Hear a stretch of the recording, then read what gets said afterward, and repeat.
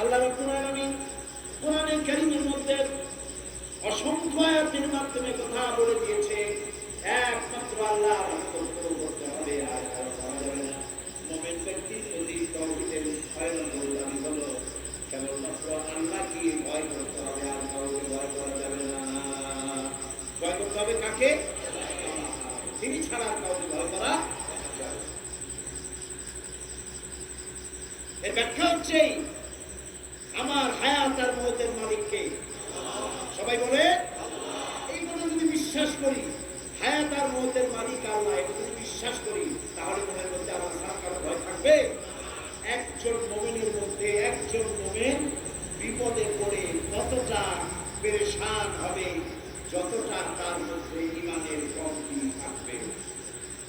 আবার বলি বোঝার জন্য, মনে রাখার জন্য, একজন মুমিন বিপদে পড়ে অতটা পেরেশান হবে যতটা তার ঈমানের কমতি হবে।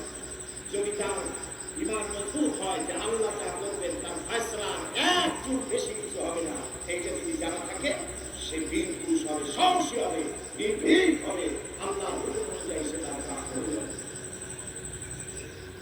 এই জন্য আল্লাহ রাব্বুল আলামিন বলেন, ইয়া আইয়ুহাল্লাযীনা আমানু তাকুল্লাহা হাক্কা তুকাতিহি ওয়া লা তামুতুন্না ইল্লা ওয়া আনতুম মুসলিমুন।